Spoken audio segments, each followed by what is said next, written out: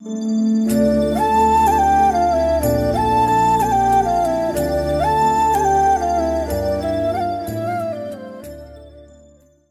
Guys, welcome back to lucky Nari YouTube channel అండి. అందరికీ నమస్కారం. సో తమ్లైన్ చూడగానే అర్థమైపోయి ఉంటుంది ఈరోజు రెసిపీ ఏంటో అనేసి. ఈరోజు రెసిపీ వచ్చేసి ఫిష్ కర్రీ అండి. సో ఫిష్ కర్రీ ఎలా చేయాలి, ఏమేమి కావాలో చూసిద్దామా? ఇంకెందుకు ఆలస్యం, లెట్స్ గెట్ స్టార్ట్ ఇట్. ముందుగా నేను స్టవ్ ఆన్ చేసేసుకొని కడాయి పెట్టేసుకొని దాంట్లో 3 టేబుల్ స్పూన్ దాకా ఆయిల్ అనేది యాడ్ చేసేసుకున్నానండి. ఇప్పుడు నేను ఈ విధంగా కట్ చేసి పెట్టుకున్న ఆనియన్స్ని అలాగే చిల్లీని యాడ్ చేసేసుకున్నానండి. నేను ఆనియన్ వచ్చేసి 2 ఆనియన్స్ అనేది కట్ చేసి పెట్టుకున్నానండి. మీకు వీలైనంత వరకు పెటల్స్గా కట్ చేసుకోండి. అలాగే నేను 3 చిల్లీస్ అనేది 2 స్లైసెస్గా కట్ చేసి పెట్టేసుకున్నానండి.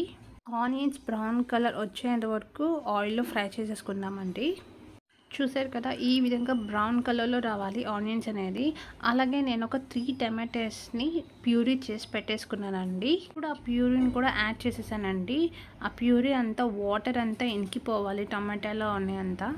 ఒక 2 మినిట్స్ అలాగే గరిటెతో కలిపెట్టేసేయండి. టమాటా అంతా మంచిగా కుక్ అవ్వాలి. అప్పుడే పచ్చి వాసన లేకుండా ఉంటుందండి టమాటా అనేది.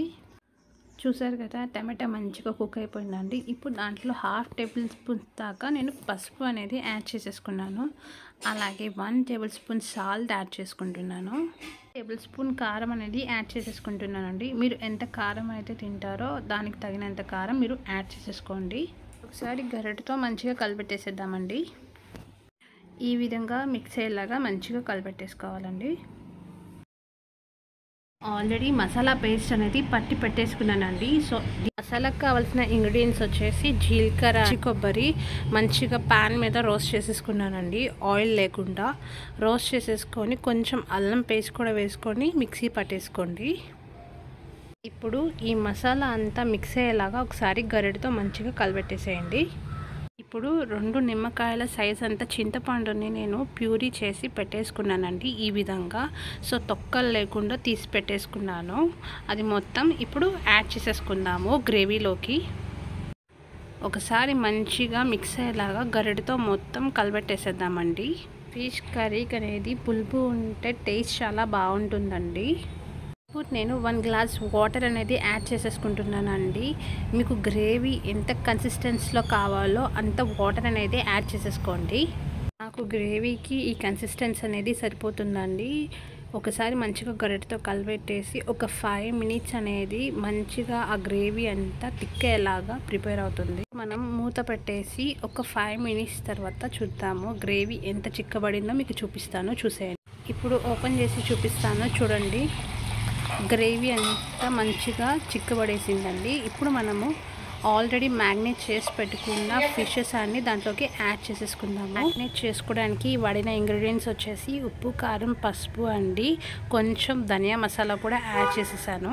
స్లైస్ లెమన్ కూడా యాడ్ చేసుకున్నాను. ఒకసారి మంచిగా ఫిషెస్కి అనేది పట్టేలాగా కలిపెట్టేసానండి. కలిపెట్టేసి నేను ఒక 4 అవర్స్ దాకా వాటిని మంచిగా మ్యాగ్నేట్ చేసి పెట్టేసుకున్నానండి. ఇప్పుడు నేను మొత్తం గ్రేవీలోకి యాడ్ చేస్తున్నాను. యాడ్ చేసిన తర్వాత మీరు గట్టిగా అనేది కలిపెట్టద్దండి గరిటెతో.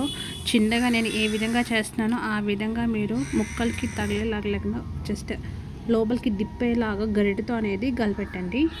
కలిపెట్టేసిన తర్వాత మనం మూత పెట్టేసి వదిలేద్దామండి. అందులోకి ఫిష్ అనేది మంచిగా కుక్ అవుతుంది.